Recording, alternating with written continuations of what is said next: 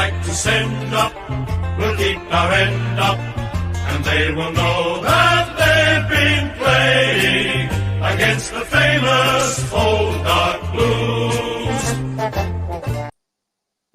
Well, good evening, everybody, and welcome to finally a victorious edition of Blue Sunday. I'm Bangkok Joe, coming to you from you really don't want to know where, and joining me in the Melbourne studios, former Carltonian president, life member of the Carlton Football Club, Big Vincenzo, or otherwise Vincenzo Loccisano. Come stai stasera? Well, Happy New Year to you, Joe. It's I believe it's Happy New Year over there in Bangkok, Thailand, and you look like you're really enjoying yourself with that colourful-looking shirt you've got on, and I can hear a bit of music in the background, and you're obviously all there celebrating Carlton's first win of the 2025 season. That's what they are. That's what they were. Hey, just before we go on, actually, you're sounding very low key here tonight. Are you trying to keep your voice down to a certain level? I am, because I'm in a crowded coffee shop. But right. That's what's happened. I'm in a place called Khon Kaen, which is a 9-hour drive north of Bangkok.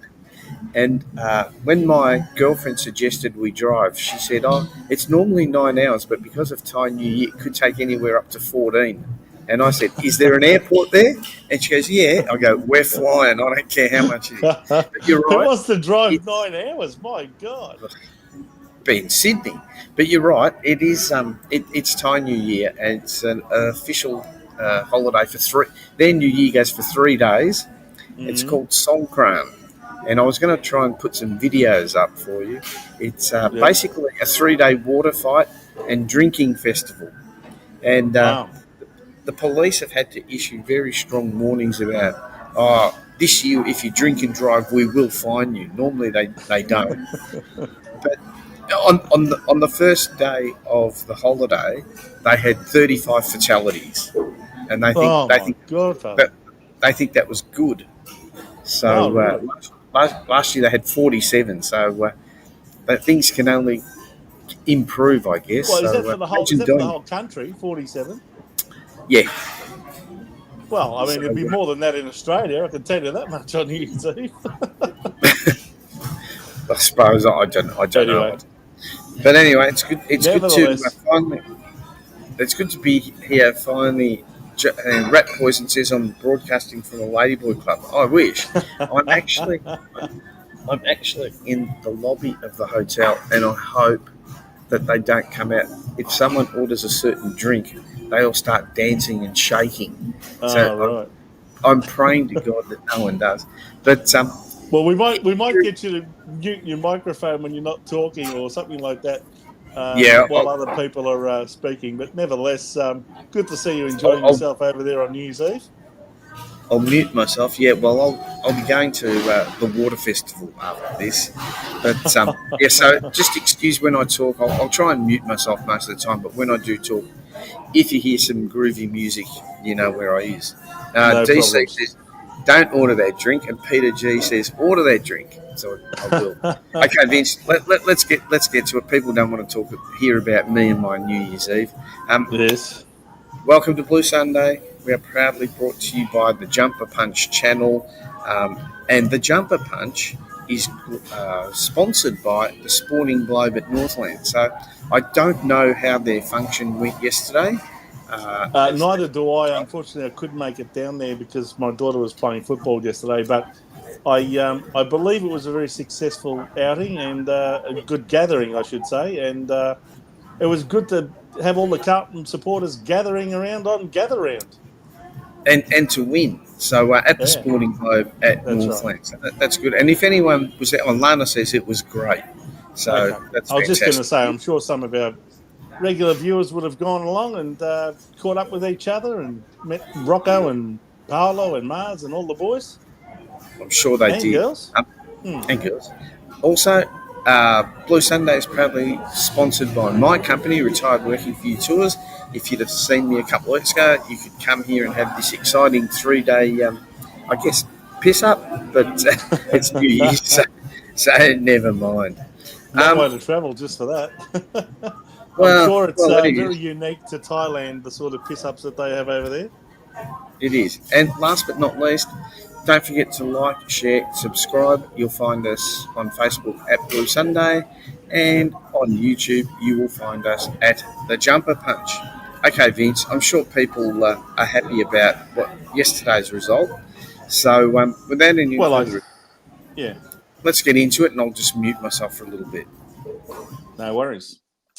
All right. Well, as you can see up there on screen, everyone, Carlton, it was a big win, 71 points. That's pretty much 12 goals over the West Coast Eagles, 17-19, 121 to the Eagles, 6-14, 50. It was, a comprehensive win, really. Every quarter we increased our lead, and I guess it was good to get over 100 points from an offensive point of view, and it was also good to restrict them to only 50 points, which was good from a defensive point of view. But I'll be interested to hear what David Rhys-Jones has got to say about the performance. I guess we've ticked all the boxes we had to in that game. We won. We won well. We won by a decent margin. It doesn't really prove anything in terms of, our credentials for the rest of the season, but I guess we've ticked the box that we've finally got a W next to one of our games, and it's only taken 5 weeks to get that. But nevertheless, I think next week will prove a slightly bigger test, and we'll obviously cover that game as well later. We'll preview it. As you see here up on screen, from a statistical point of view, we absolutely dominated in most areas. Disposals was just huge. The difference was 50% more disposals, 420 odd to 280. 50% more disposals than they had. A lot more, almost 100 more kicks, 60 more hand passes, etc. So you can see those figures there on the left-hand column for Carlton. Most of them are in red, and they're the ones you want to have in red. Contested possessions. Now, I'm just going to make a point about the contested possessions, Joe. You'll see there that we got 136 to 77. Now, what that tells you, if you haven't already heard already, since Champion Data has been taking statistics on AFL football, which is over 25 years now, I think, that is the lowest contested possession number of any team since they started taking data. So we basically played a team that just wasn't interested in contesting the ball. Or incapable of contesting the ball. It really makes you wonder about just how bad it is at the West Coast Eagles, and whether, in fact, they might even get worse, because the rumours are that they're going to struggle to hold on to both their captain, who's been having interviews with Hawthorn and goodness knows what, and also Harley Reid, their number one draft pick from a couple of years ago. There's all sorts of rumours going around about him as well. So if they happen to lose them, Oscar Allen and Harley Reid, goodness me, they could get even worse potentially. But anyway, we'll get back to that later. Uncontested possessions as well on the outside. We dominated them.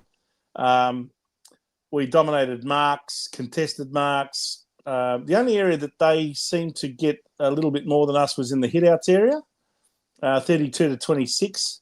Tom DeConning didn't have to do, I guess, the dominant sort of job he's been used to. And also, they're in front in areas that you don't want to be in front in, which is turnovers and clangers. So, I think we just had the ball a hell of a lot more than they did, and we started running rings around them in the second half, and they showed all the signs of a young team that was, I guess, bereft of any hope in the second half. And we ran away with it. I don't know what it really proves.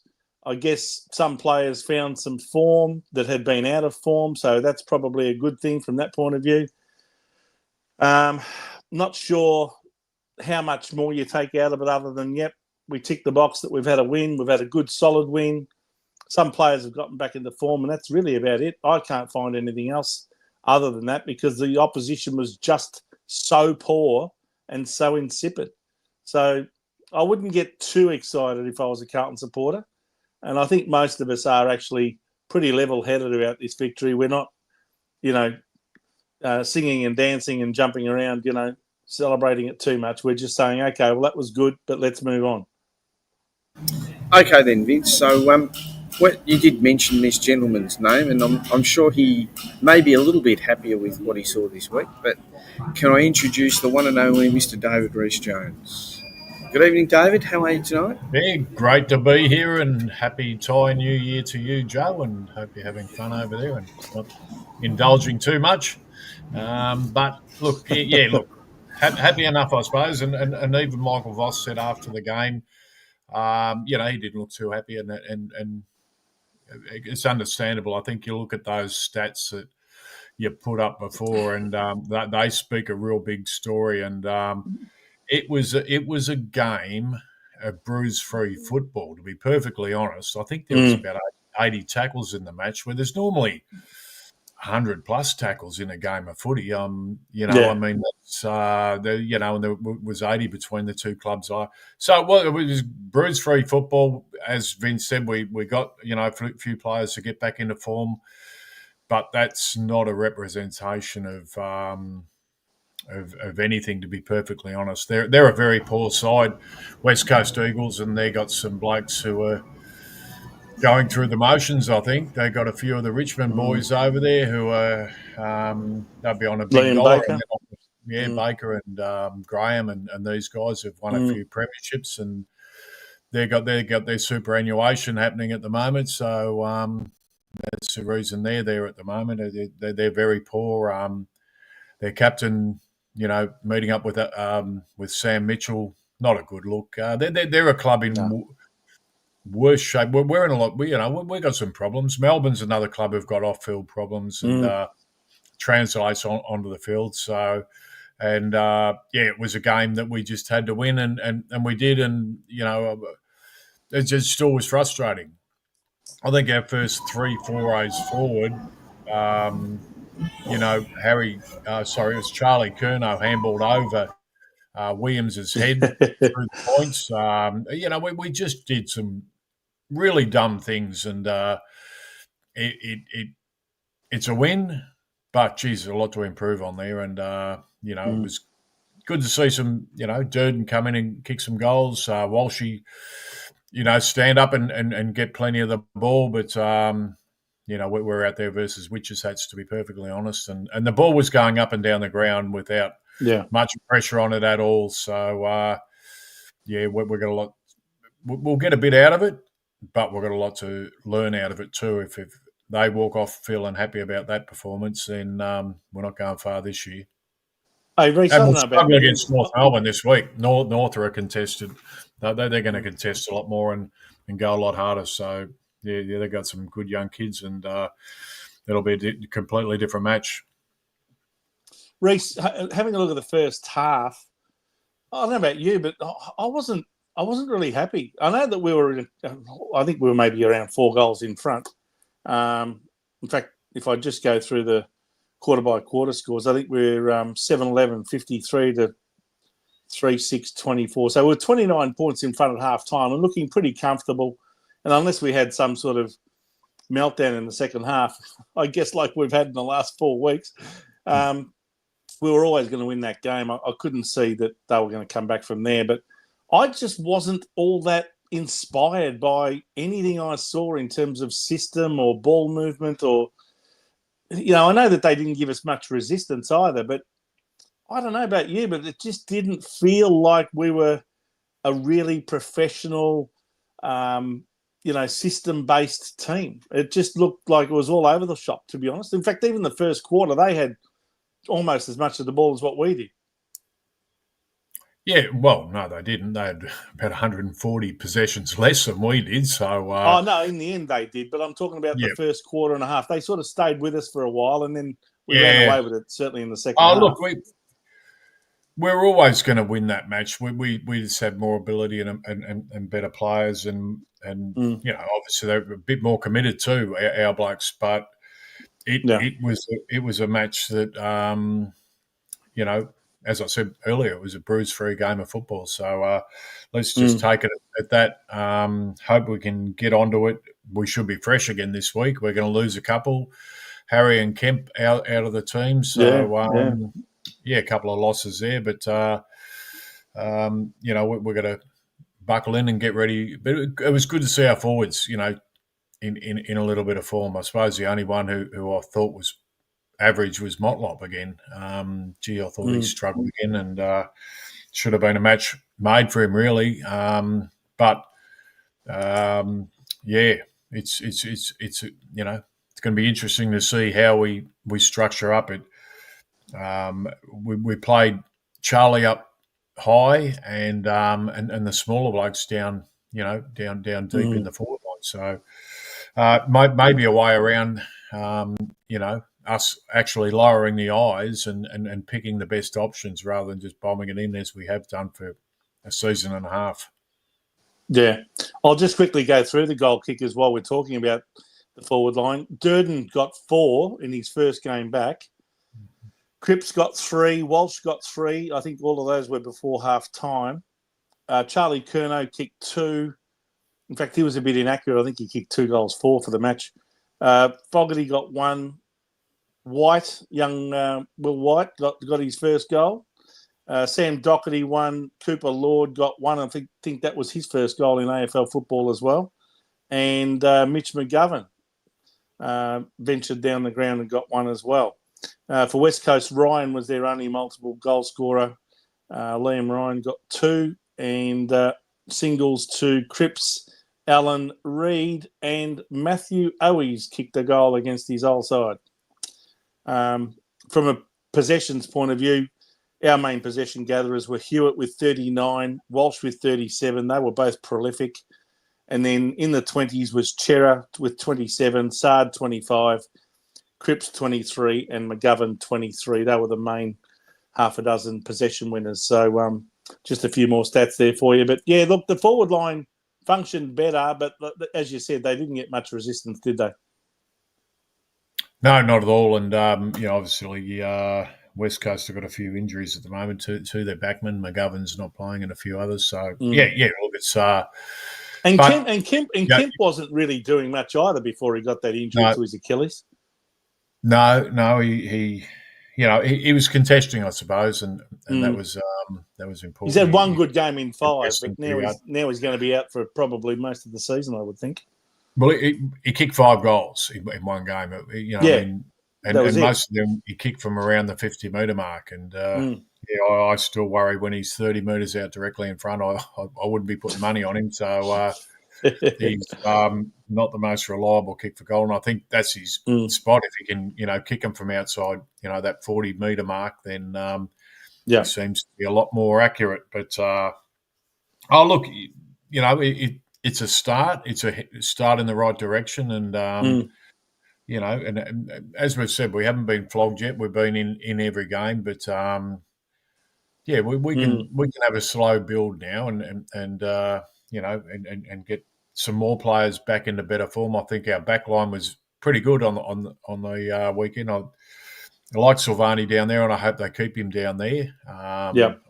That's going to be important for us for Sauce to stay on the back line. He's got that desperation his old man had, and he seems to be enjoying it down there too. So Weeders has been great back there. Mitch McGovern was a lot better. I thought Sard was good in his 200th game as well. So the whole back line I thought performed reasonably well. Nick Haynes I thought had a pretty good game too. He didn't make any big clangers that he has been doing over the last few weeks, so good to see him. But it's the sort of game Sorry, go on. There was very little pressure on though too, so that's the other reason why. It was sort of a bit easier out there for us. That's what I was going to allude to, is that you probably want to highlight more the players who didn't play well than the ones that did, in terms of, well, if you did play well against opposition like that, well, so you should. It's a sort of opposition where if you are out of form, this is the game to get yourself back into form. And if you still couldn't get back into form and get enough of the ball against a side like West Coast, you've got real big problems, haven't you? And I think that's the case. There was a couple who I mentioned one, but there were a couple who didn't Still didn't perform, even though it was West Coast. Didn't stand out, and it was it was bruise free footy. All you had to do was run and get out on your own and ask for the ball, and you would have got it. So Anyway, that's for the selectors to decide, and hopefully we'll get a few back. Cultural back, I think, is important as well. I think he bobs in there. He's pretty sure of himself now. When he gets the ball, he looks very assured and knows what he's doing. And some of his possessions inside 50 were pretty good, actually. So it was a lot better. David, sorry, go on. David, what do you think is Motlop's problem? Is he just not good enough, or is he trying too hard, or what do you think? Well, I think from what I've been told, he was as a young player coming through, he's a hit-up type, forward type. Like he'd be leading for the ball and coming out of the goal square and hitting up. He's got to play that small forward role, which is really coming in with the ball. It's hitting the front of packs, and I just don't think he's equipped to do that all that well. He's not the quickest player around, and I think small forwards need a bit of pace, and he hasn't got it. He gets tackled a lot. He gets caught a lot with the ball, and that affects his game. So I think they're the main reasons. He doesn't seem to be hitting the packs at pace and have that sureness. And Eddie Betts hitting it at pace and taking it. I remember back in our day, those small mosquito fleet, they hit the packs hard and they didn't break stride. Adrian Gleeson, I thought, was fantastic at it, hitting it and not breaking stride and kicking goals, from them. So, but that's an art in itself, and that's built over years of, playing in that, in that type of role and getting used to it. But isn't that sort of practiced and learned at training as well? Like, don't they work with the small forwards to get them to do that at training? Like kick the ball to a contest and see if they are able to hit the pack at pace and rove off the pack like in the old days. I mean, even before you came to Carlton, we had players like Kenny Sheldon and Jimmy Buckley and Alex Marcoux, just to name three of them, that used to rove and kick 2-3 goals each every single game, purely by doing that sort of thing. Motlop just doesn't seem to have been trained or educated in doing that. He just doesn't do it. He's very flat-footed. He's not on the move as the ball's hitting the pack. Yeah, well, when we trained back in the day, we trained flat out, and we played games called murder ball and tried to kill each other out on the training track. So you're quite used to the physical. They wouldn't be training like that these days. They'd be, they'd be really worried about, the bodies. So it's more or less a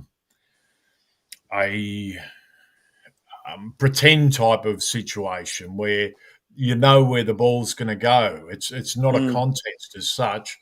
The ball's directed down. You know where it's going to go, and you can come through and take it, and look, everything looks pretty. And that just doesn't happen in the real world, though. So, but tell me, is it a distinctive?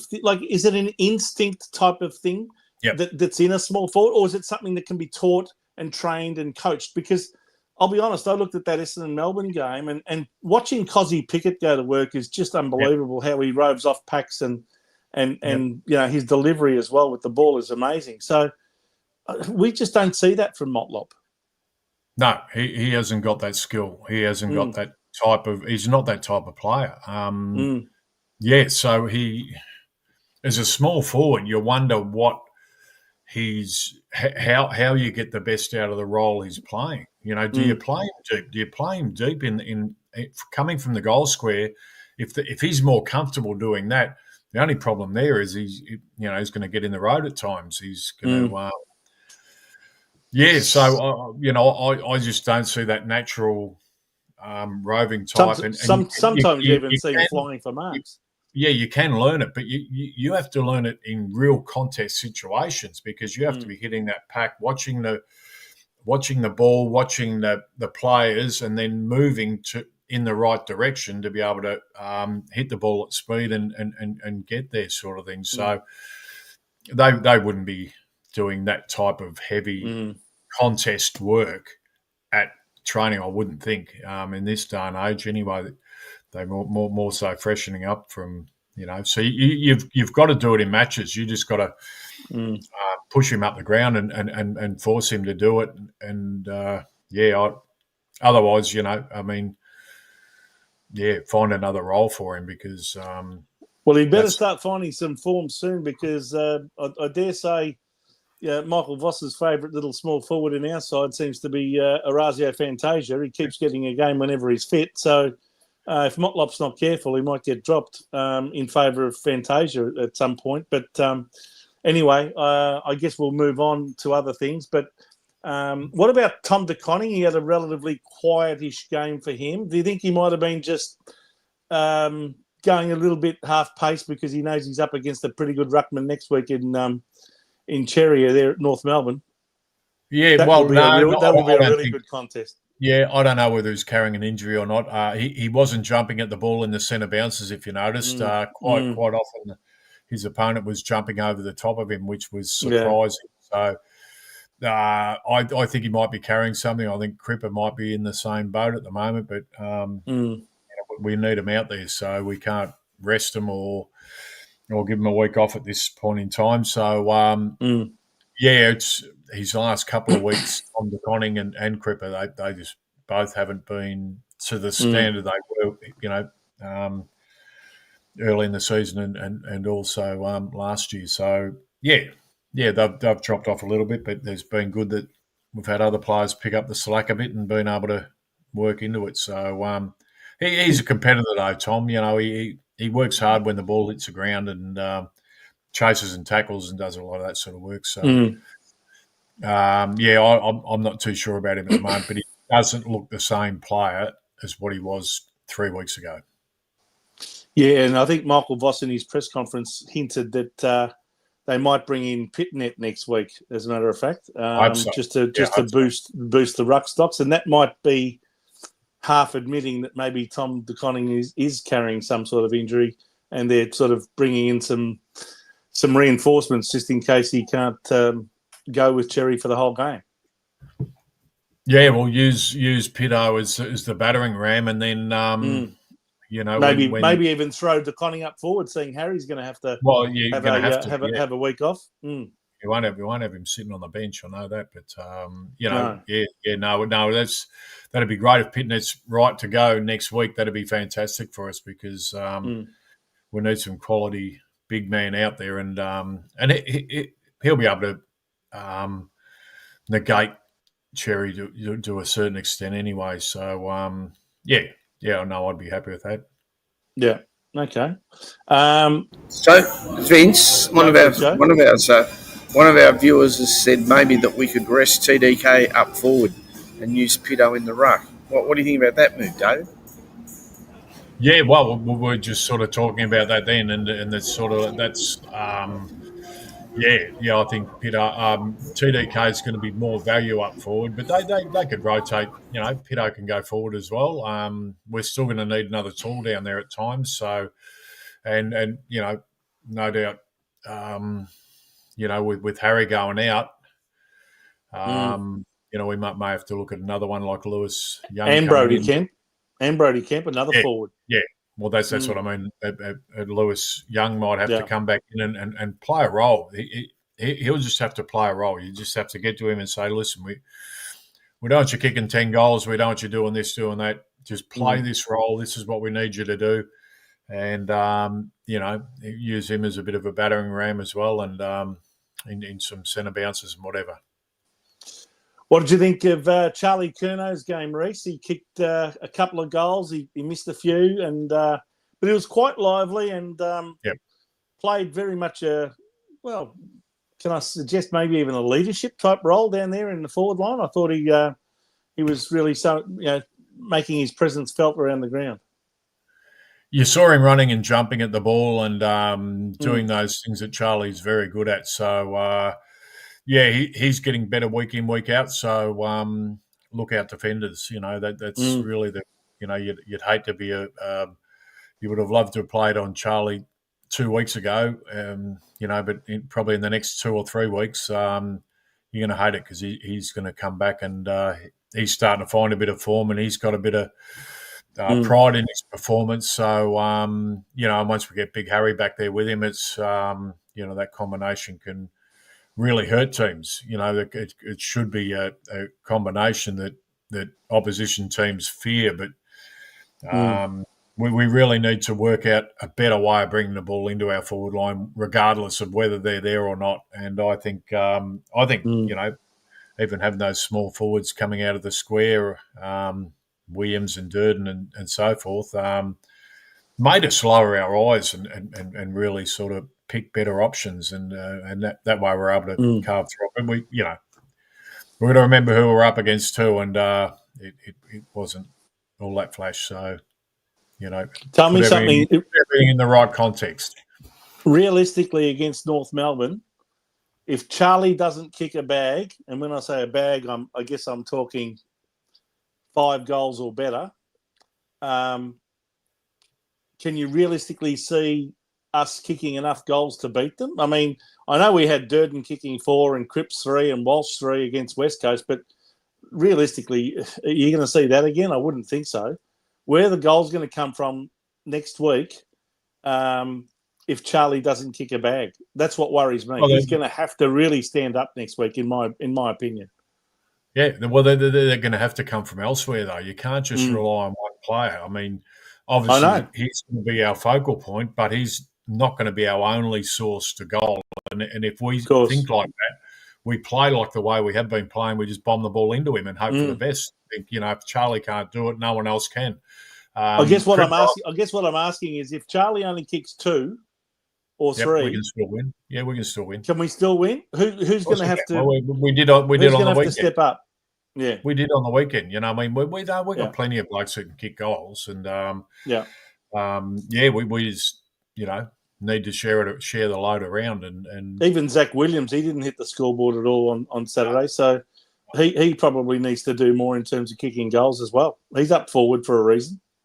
Yeah, I think he got pushed back at one stage too, so he sort did. of back line there. So look, you know, he's got to find his feet this year. He bobbed up last year and was a bit of a surprise packet down there. So, I just think throw it around a little bit and make it a bit different, because that's what we need to do.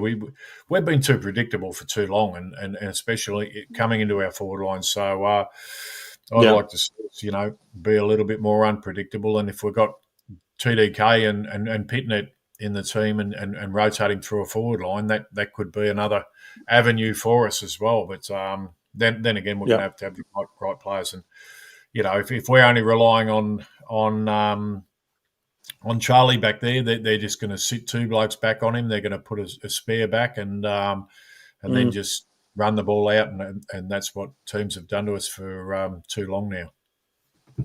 There was one late change to the team yesterday that I guess to some extent would have impacted us, but it was pretty easily covered for, and that's Blake Acres out with illness. Last time I heard that happen just before a game, it was Harry Mackay in round 2 when the club announced that he was out with illness. So God knows what Blake Acres was really out with, but pardon me for being a bit sceptical.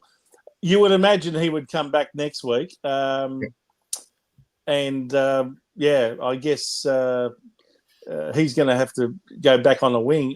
Did you think we covered the wings pretty well yesterday without him? I mean, Adam Sard seemed to be let off the chain a little bit yesterday in his 200th game as well. Yeah, well, I think we spoke about that last week.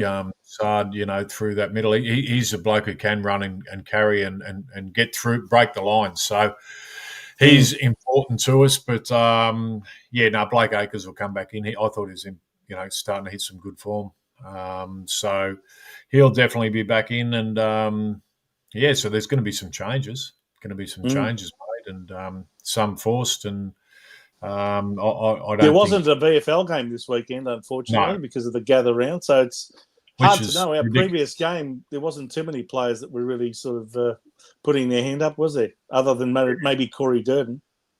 Oh, look, I honestly can't understand why the VFL have to have a week off because everyone's over in Adelaide or whatever the case is. It's ridiculous, and players have got to keep playing footy. I mean, you don't get better not playing footy, so No. get out there, especially young blokes. They're learning their trade, and stop-start type through a season is not good for them. So I really can't understand it.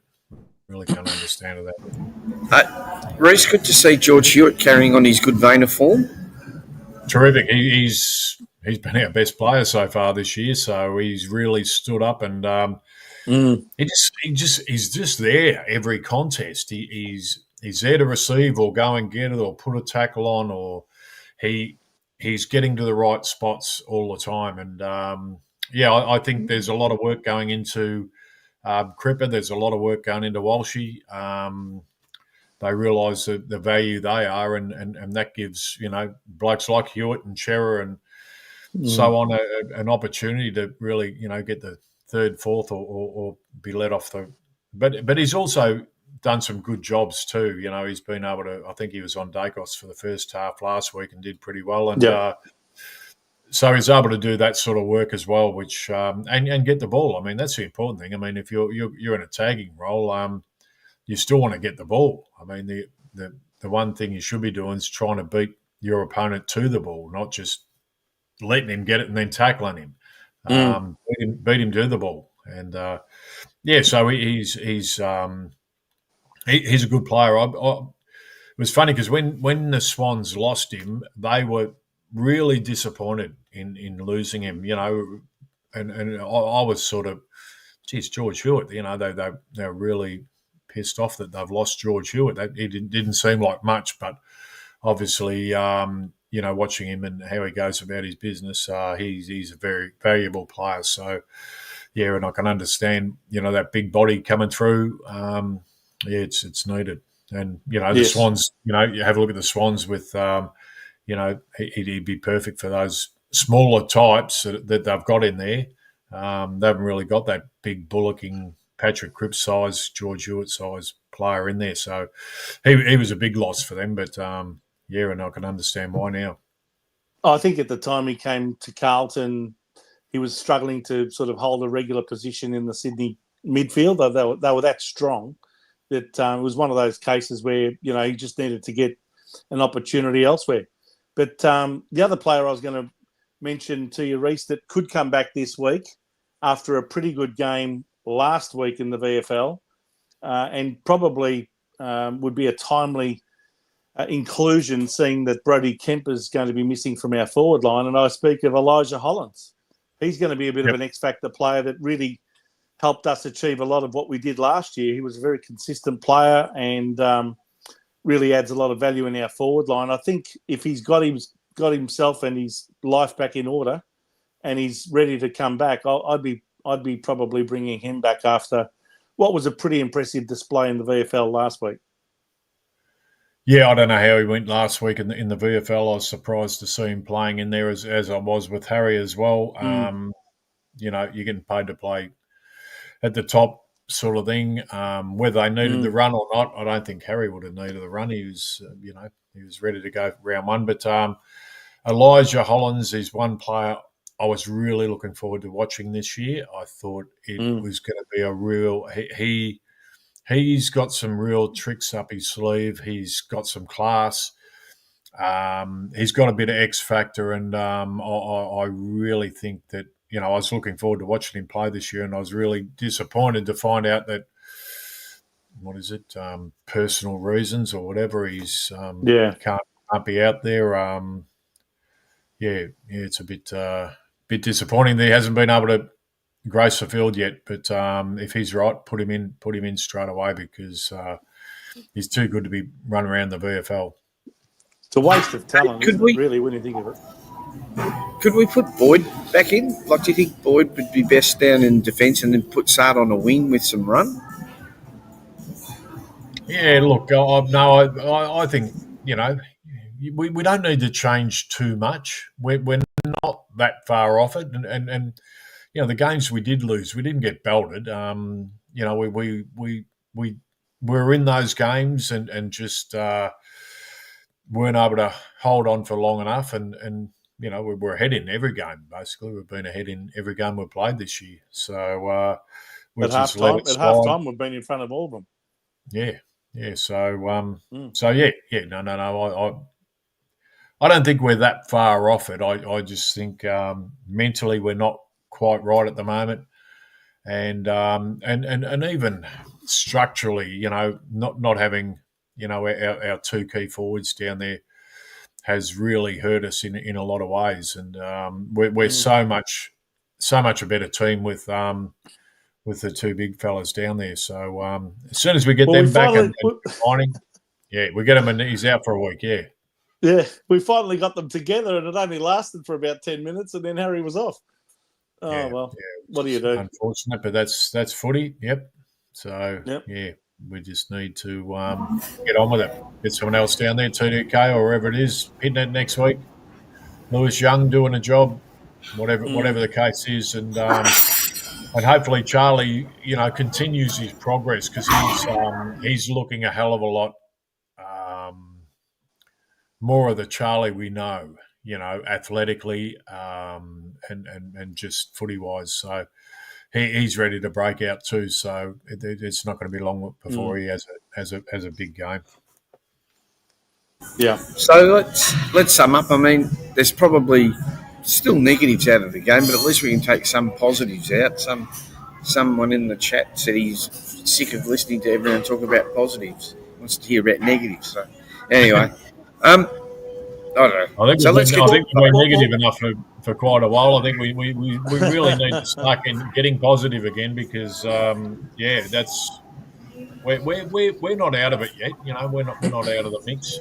You look at Hawthorn lost the first 5 games last year. I think Brisbane were 1-4, weren't they, after 5 games last year? No, I think they were even 0-5 themselves, Brisbane. Were they? So they went on to win a flag. So things can happen, things can turn pretty quickly, and it's good to see players such as Walshy, getting a hell of a lot of the ball on the weekend and doing what he does. Run with the ball, run and carry, and he was very, very good too.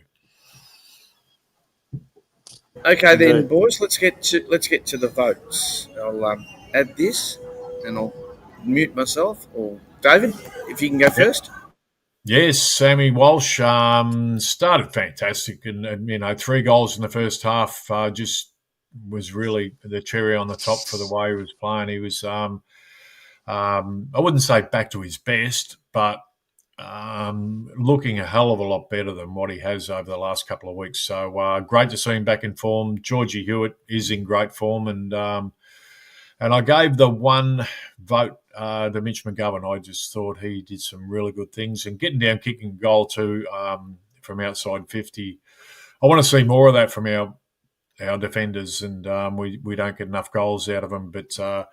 Mitch is one of those players who can get back. I thought, he did a few courageous things too, going back with the flight a couple of times. And, he can be a real important part of that back 6 if he continues on the way he's going at the moment. So he'll get a lot of confidence out of that game as well. And hopefully it's onwards and upwards for him. Vince, if you'd like to give us your votes. Yes, well, I went the same as Rhys and yourself with the 3 and the 2, Sammy Walsh and George Hewitt. I think last week they were probably the other way around. I think we gave George Hewitt 3 and Sam Walsh 2. So the 2 of them have hit good form. In fact, George has been probably our best player, as you said, all year.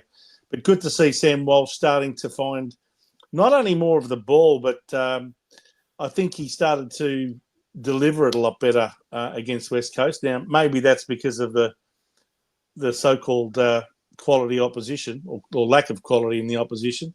But nevertheless, all you can do is beat what's in front of you. And I think it was terrific to see him kicking straight, kicking goals, delivering the ball properly. I think his disposal efficiency would have at least been around 75%. And that's a lot more of where we need it to be with Sam Walsh. So good on him, and good on him for continuing to persist. He's a real workhorse. And George Hewitt the same. I gave my one vote. Look, you could have given it to a few players, and McGovern was in my thoughts, but I gave it to Corey Durden to come back in your first game in such a long time and to kick 4 goals as a small forward. We've been crying out for that, and I just thought that if a small forward could do something like kick 4 goals, he deserved to be in the votes, and I ended up giving him my one. And again, there was no question Sam Walsh was our best player on the ground, probably the best player on the ground.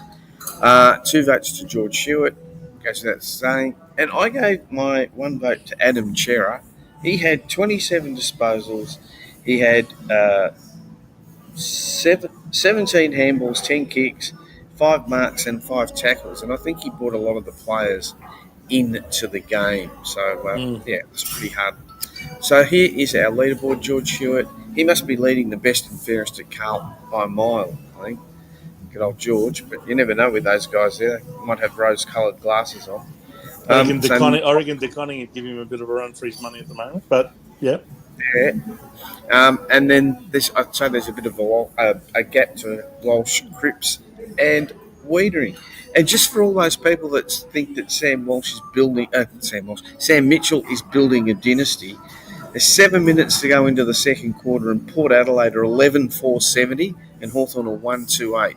So I don't know what sort of dynasty he's building, but I think the dynasty might be collapsing. Well, it just goes to show you how important Will Day is in that Hawthorn team. He's missing now for the next 4 months. It'll be interesting to see how they cope without him, because he's been a very, very important player in that team. And when you look at their win-loss ratio with him in the side, it's massive. And when he's not in the side, they actually are struggling to win without him in the team.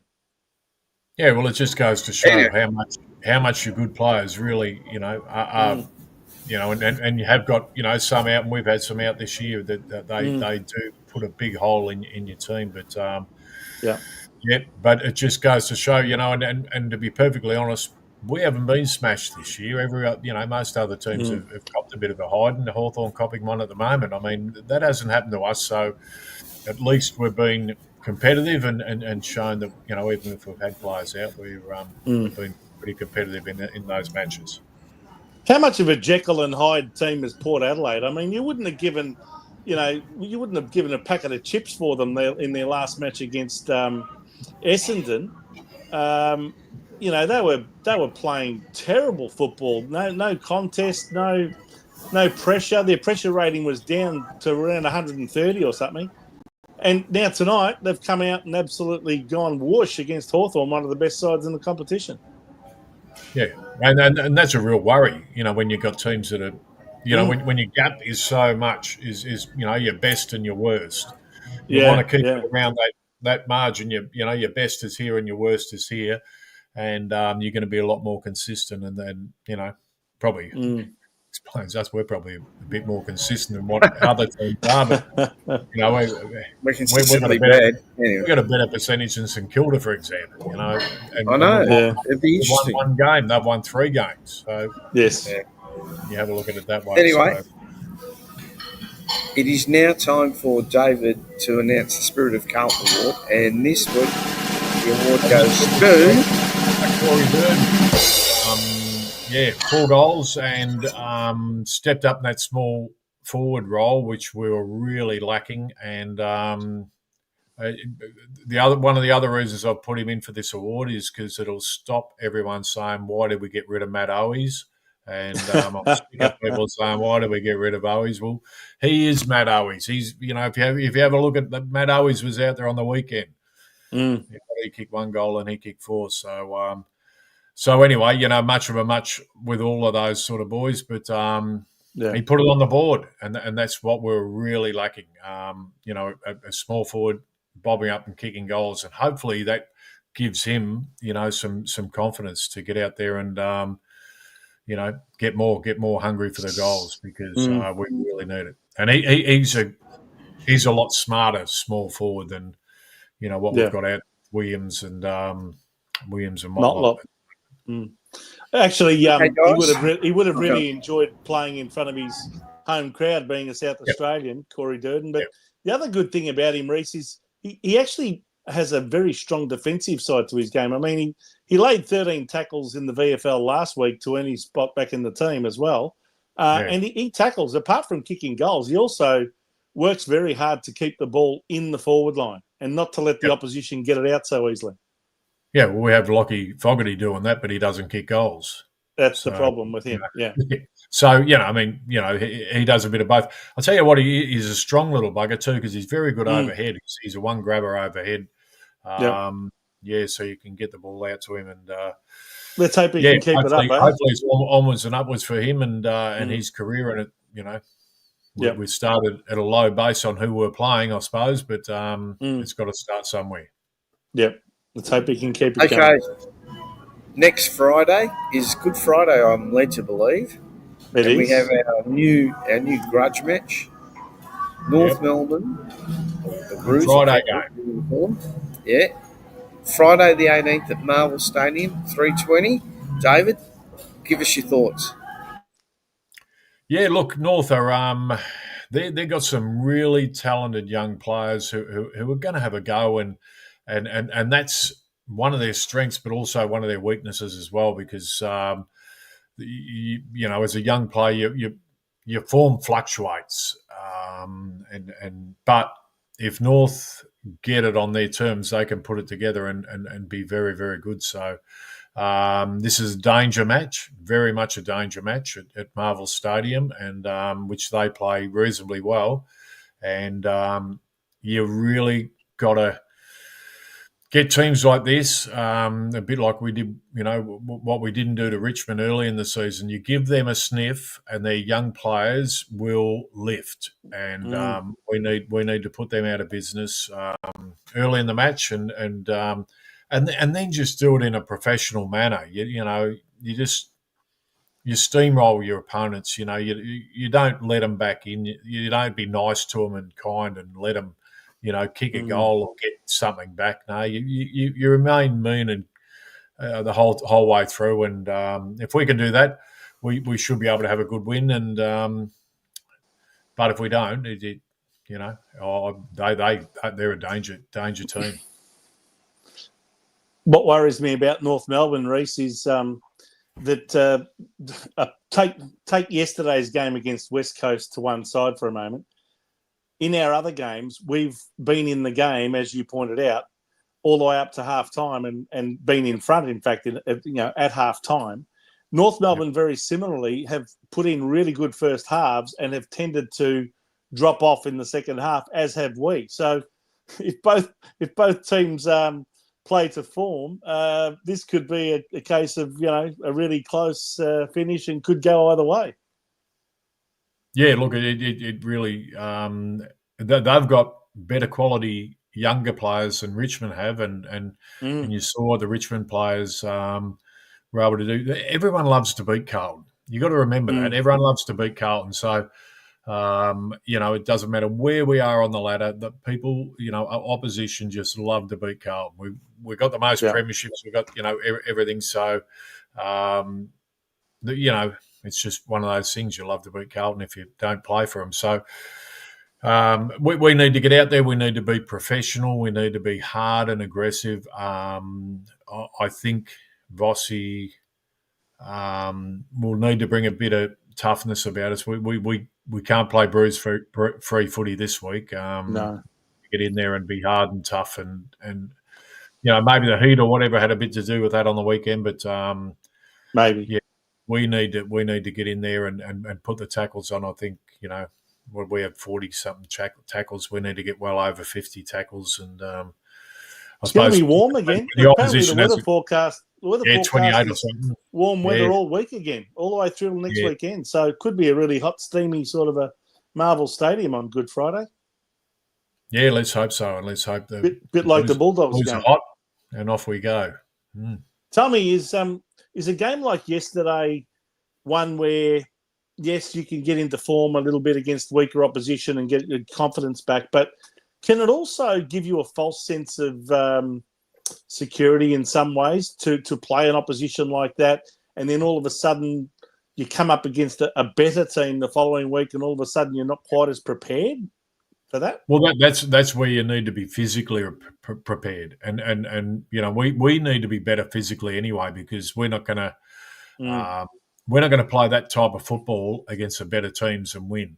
Even though we beat the worst team by 71 points, that style of football is not going to cut it. You know, against the better teams, and there were some good matches over the weekend that I've watched against some teams who are going to be right up there at the pointy end at the end of the year. So and you see that's the way to play footy. That's the way. Nice. That Geelong Adelaide game was fantastic. Yep. I thought that was the best of the lot. Yeah, it really did set the pattern for the whole weekend, didn't it? But and it was a great game of footy. So and those two, as I said, will be up around that pointy end towards the end of the season. But you would think so. Yeah. Yeah. Who are the players you think we need to really watch out for in the North Melbourne side next week? Who are the danger players? I mean, Luke Davies Jr. just signed a brand new contract for I think 7 years at about $1.2 million a year or something. Yeah, and normally players do that, and then they you don't they see take them it easy. They're celebrating. They're too busy at the real estate offices, and they are at worrying about footy. But anyway, right. So look, he's obviously a very good player. Sheasel's a terrific player. Their forwards haven't been in good form, so that's really going to be the key. We need Larky when players are they've been right out of form, so we need to keep them out of form, to be perfectly honest, because he always does well against us, Larky. I don't know why, but he always kicks a bag against us. Yeah. So that's he's going to have a different opponent, probably Silvani maybe or Wieders, but so it's. I think Jack Darling's joined that forward line this year, of course, and Luke Parker's joined the midfield group, and he also goes forward and kicks goals as well. So they've got a little bit more premiership experience in that team now, and a bit of hardness too. A bit more hardness when you put Luke Parker in there, and that gives them a little bit more of that hard edge. So we're going to we've got a completely different team we're coming up against as compared, even though they're not travelling that well. They have a lot more ability than Richmond have, and if we play like we did against Richmond, they will give us a nice old spanking. So they're a lot better than what Richmond are. So we just need to be better ourselves. We need to be hard at it. It's going to be a tougher game, but we still should win. I've picked us to win by 3 points. Reason being, I picked us to win by 3 points last week and we won. So I'm a little bit superstitious. So I'm just going to stick with the superstition and pick us by 3 points. So that way I know we're going to win. Good thinking. Don't change the underwear, don't change the socks. Vince, you're going for 48 points? I'm going for a very comfortable Carlton win. I don't know why. I really don't. I've chosen this by 8 goals, 2 goals a quarter. Are we better than North Melbourne to the tune of 2 goals a quarter? Maybe not. Probably.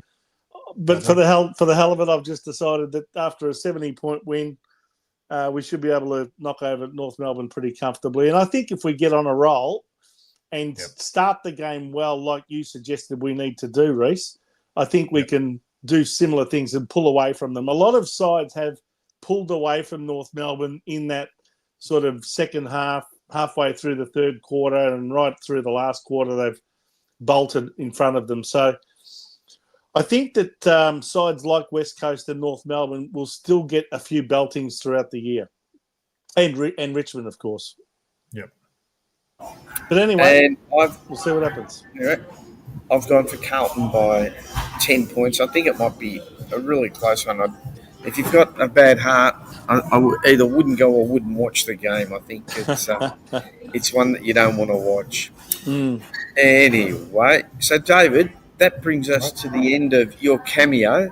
I believe you've got a test on Tuesday, so we hope you all go well. They're horrible, those things. Those colonoscopies. Anyway, not much fun. Maybe prep. That's good stuff, that, isn't it? Oh, real good. Oh, now Vince hasn't had them before, but I don't want one. I tell you what, you have this stuff.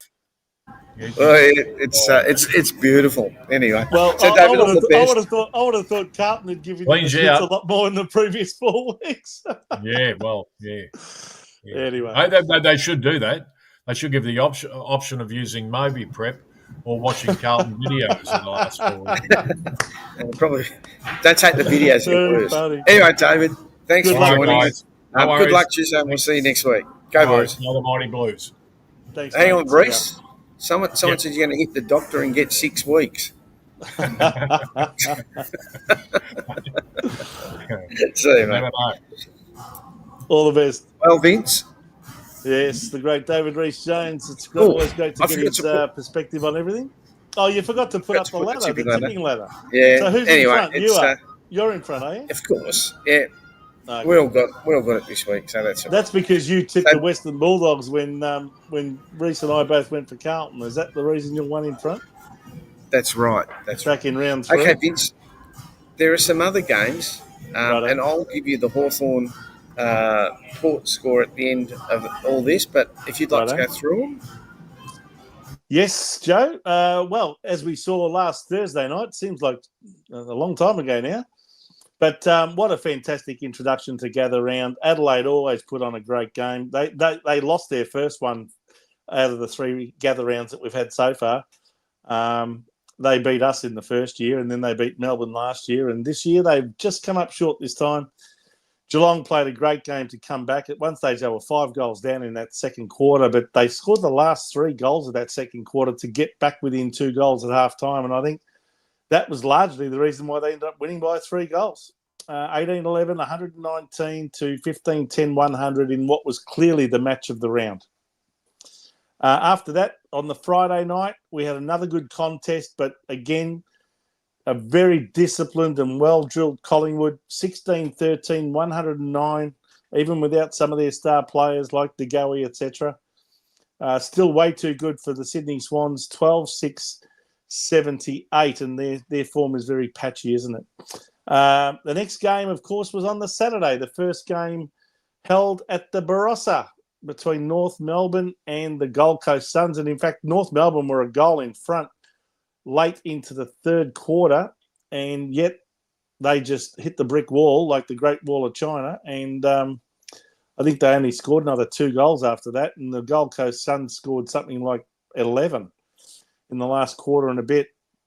So they ended up running away with it by 52 points, 21-15, 141 to North Melbourne, 13-11, 89. And that's what I was talking about before when we were discussing the upcoming Carlton-North Melbourne game. I think North might just run out of steam. I think that they're going to do that a lot this year. They're going to be good for 2.5 to 3 quarters, and then they'll just run out of steam.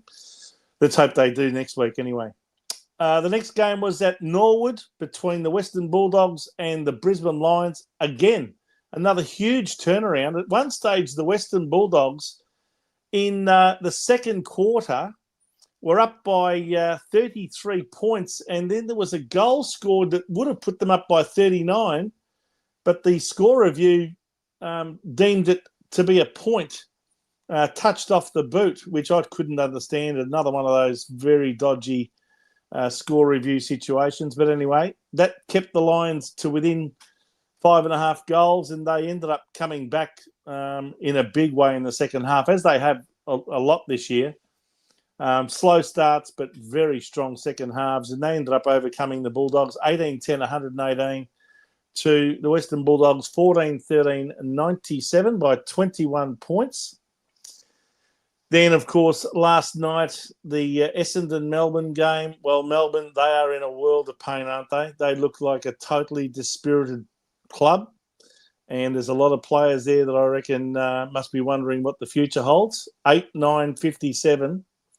And Essendon scored 15 goals, 696 to run out 39-point winners, and Melbourne are now 0-5, only 4 years after winning the flag. Starting to resemble the West Coast Eagles after they won their flag in 2018. Richmond, And the Dockers, well, again, Richmond was sort of up with them for about a half, but then the Dockers really ran away with it. 16-12, 108, 61-point winners over the Richmond Tigers, 7-5, 47. I think they're going to cop 10-goal hidings like that a lot this year. And the final match that we saw before our show started was the GWS Giants accounting for St Kilda, 16-14, 110. Never really looked in danger at any stage, to 12-10, 82. And that's the GWS by 28 points. And one of the things I noticed, Joe, is if a football team had one of those Guernseys, those special Guernseys, they lost the game. I think every single example of teams that had the unusual Guernsey, they lost the game. The only exception was Gold Coast. Gold Coast had the pink one, and they were the only team that managed to get a win. All the others, I think, lost their matches, including Hawthorn now, by the looks of it.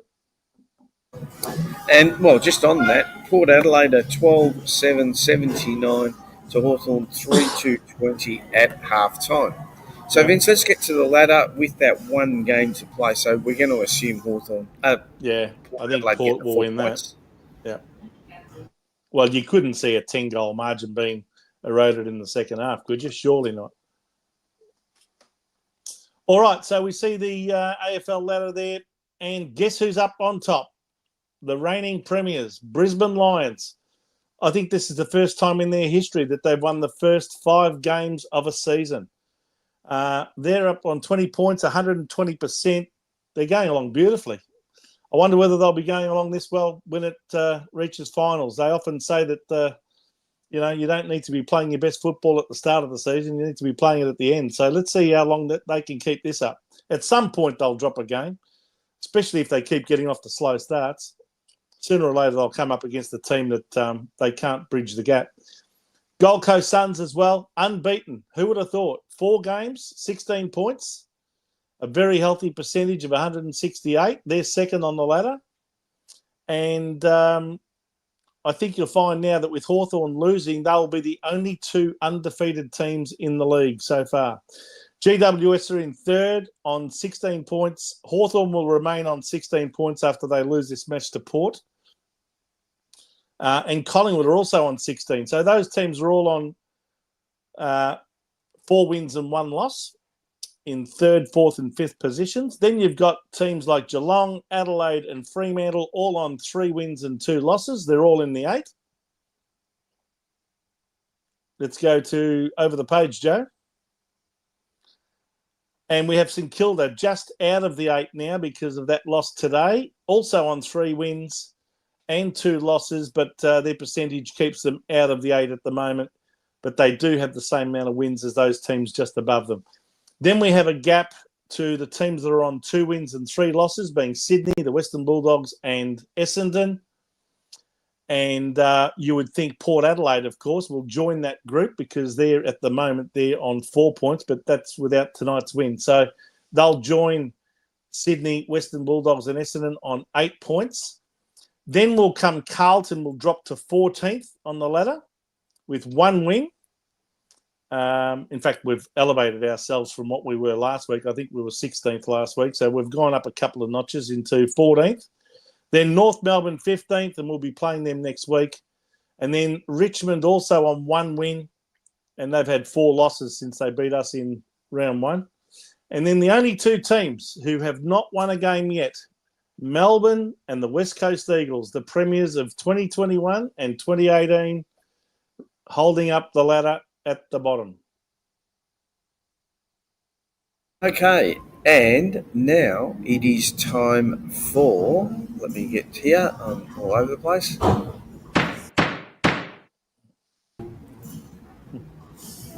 Sorry about that. Vince's verdict. And what is your verdict this week, Vince? Well, I just wanted to mention, first of all, it's not actually a negative one this week. It's to some extent positive. And I'd like to, I guess, put this to our viewers as well and get their views on Gather Round. I actually love the concept, and I think most football followers have gotten into the spirit of what Gather Round's about, and they're, by and large, supporting the whole concept. And a lot of us are heading over to Adelaide and South Australia. And at some point, I know I went to the first one. I haven't been to the last two, but I really do enjoy the concept. I think it's a great idea. I love the fact that they went into the Barossa Valley this year. Some of the scenes around the ground look terrific. The way they promote Adelaide and all of the sights and sounds and tastes of Adelaide and South Australia is just fantastic. And, look, about the only negative thing I can think of is that everything just goes up in price so badly, whether it's flights or whether it's accommodation. Get ready if you're going to head over there to pay top dollar for everything. But I do believe that it's worth the trip, especially if you're in Melbourne. You can even do it by road. And I think it's a fantastic concept. I do wonder whether doing another deal, and the AFL has already announced a few weeks ago now, that they extended the gather round for a number of years. I think it's going to be at least another, is it another 3 or another 4 years? I can't remember. Maybe one of our viewers can put it in the comments exactly how many years. I haven't done my homework on this, but I just wonder whether that's too many years in a row in the one place. I think the danger is that we may start to get a little bit, ho-hum about this gather round being in Adelaide every single year for a number of years. I think it's worthwhile, if you were the AFL, to maybe look at whether you can, can I use the term sharing it around? Now, I'm not suggesting that everyone should have to go as far west as Perth, for example, even though I'm sure, Western Australians would be saying, well, why not us too? But I think you've got to keep it to some extent a little bit central to everyone so that it's realistic enough to get over there. I would have thought that Tasmania would be a great option, especially once Tassie comes into the AFL. And I would have thought that maybe even Queensland with grounds like the Gabba, like the Gold Coast's home ground, and you could probably get a suburban ground up around Maroochydore, up there on the Sunshine Coast, that would be AFL standard to hold a game up, a couple of games up there. I think that could work as well. People are talking about Sydney. I'm not sure that gather round really is something that you'd want to hold in big cities like Melbourne and Sydney. I really don't. I think about the biggest you'd want to get is Brisbane. And I guess Adelaide sort of is a bit smaller than Brisbane as well. Perth could work from the point of view of grounds and hotels and all that, but I just wonder the expense of getting over there. You'd have to, look, realistically, you'd have to get flights over there. A lot of people drive to Adelaide from Victoria, which makes it a little bit less demand on the airlines. But if you're going to have it in Perth, you'd have to have a number of extra flights to be able to cater for people, and so that they wouldn't have to pay, through the nose at $1,000 a flight or something like that, because I don't think anyone would bother going. So that's the one thing I can assume, that Perth might not be realistic. But I'm interested to know what everyone else thinks. Do you like having gather round in Adelaide for good? Or do you think that the AFL should have waited and maybe looked at having it in a different location other than just Adelaide after maybe the first 3 or 4 years? This is our third one this year. I think there's probably room for another 1 or 2, but I think maximum of 5 would be enough before you take it somewhere else. What worries me is, will it get stale? That's my biggest concern. Well, people can put their comments. What's your view, Joe? Well, my view is that my battery's going to run out soon, so right. I'm going to be quick. Yeah, Okay. I'm just in the middle of nowhere. I don't like it just being in the one place. I think it should be rotated. And Okay. I don't think it should be Melbourne. I think it should go to Brisbane, Perth, Adelaide. Yeah, Perth's expensive to get to, but you're supposed to be a national competition. What's going to happen when you get Tassie in? You're going to give it to Tassie. Well, but the beauty of Tassie, a bit like Adelaide and Melbourne, is it's sort of central to Yeah, but have you been there in winter? the teams up north, the teams west. Yeah, I know, Yeah. but you don't have to have it in winter. It's not in winter now. It's in April. It's actually quite beautiful weather at this time of year. Even here in Victoria, this week we've had temperatures in the 20s and even close to 30. So But Vince, if you're going to be, It's not winter yet. It's nowhere near it. no, but if you're going to have a national competition, you've got to give every state a go, right? Mm. That's my viewpoint. You know, Does really, that mean you're going to have it in Darwin one year, or are you going to have it in Alice Yes, Springs? yes, You would. yes, Okay. yes, because that's you're trying to promote the game. You're calling it Australian rules football, not not South Australia, Victoria, Tasmania football. It's I'll be honest. Unless they get a couple of AFL standard venues up in the Northern Territory, I just don't know that you could really do a gather round. There's too much distance between Alice Springs and Darwin. You can't do it. It's not realistic. But you'd have to have games in Alice Springs and Darwin at the same time. You wouldn't have them all in Darwin or all in Alice Springs. But don't know if that works. That's the grounds. I don't know. You've got to put them in Canberra too. But you have a look. Well, the AFL just copies the NRL. You know, they have to have an opening round, so we've got to have a gather round. I mean, why can't we be? Why can't we be original and think of something? Oh, anyway, Fair enough. These people get paid a lot. Let's keep moving. Seeing your battery's going flat. No, I've got.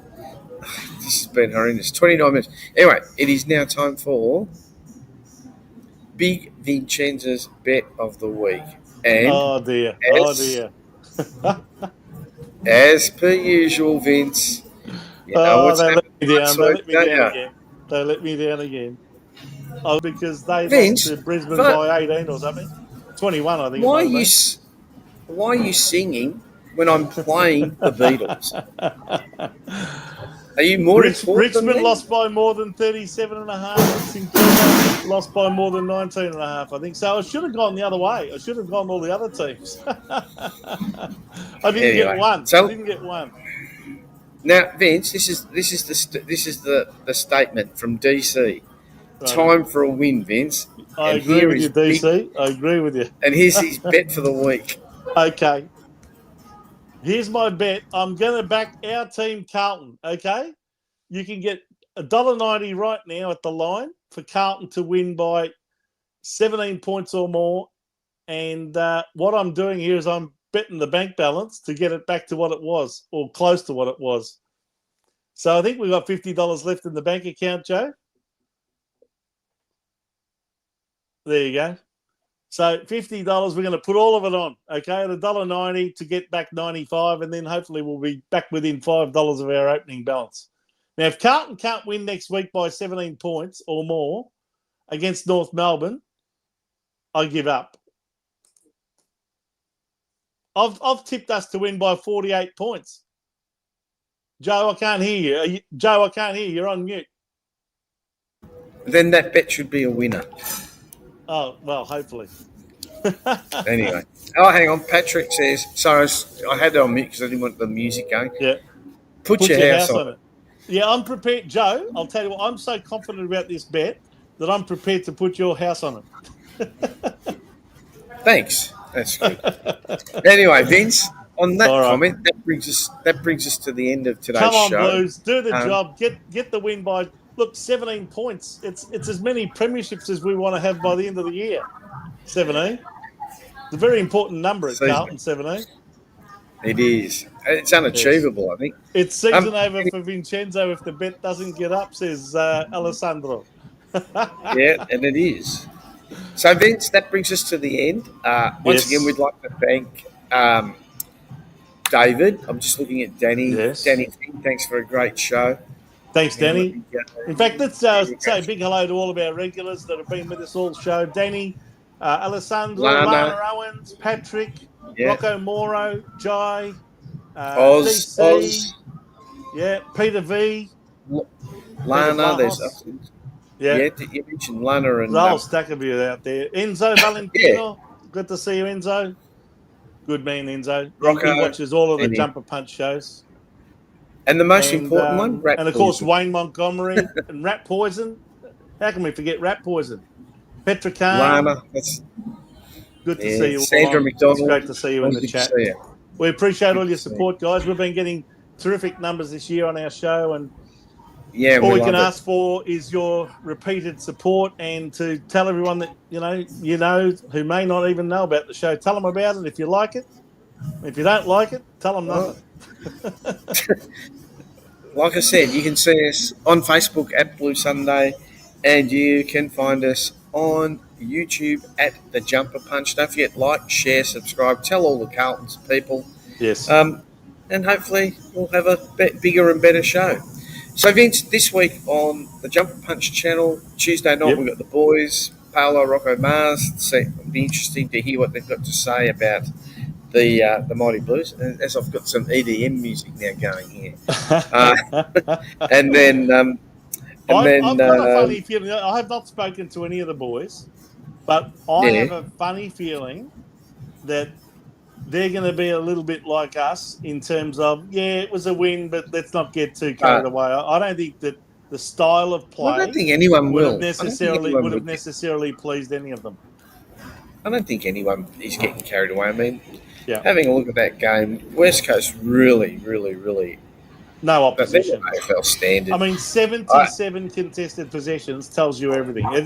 It's the worst figures in the history of champion data for any team. I'd be surprised if Harley Reid and Oscar Allen are there next year. I'll tell you another thing, Joe. I'll tell you another thing. Beating the Eagles by 70 points is almost going to be par for the course for most teams this year. And, you know, I just don't think that we should be gauging anything at all by that result. I just don't. I'm not sold on anything at all. No. Anyway, until next week, it's a goodbye from me and it's a goodbye from me and a goodbye from you, especially on New Year's Eve. As Joe. we say, Happy New Year. Yeah, Happy New Year. Oh yeah, yeah. So and as usual, we'll say go Blues and we'll head out with our. Hang on, before we do. Just to let everyone know, next week is Easter. Happy Easter for starters. Oh, yeah, and we won't be doing the show on Sunday night. We'll be doing it on Monday, Easter Monday night, after the Geelong Hawthorn game is well and truly finished. That'll be finished by 6 o'clock. We'll be back on air at 7:30 Monday. That's Easter Monday night. So you can enjoy your Easter Sunday with your family all the way through till dinner time and not have to bother tuning in to watch our ugly heads. There you go. So on that note.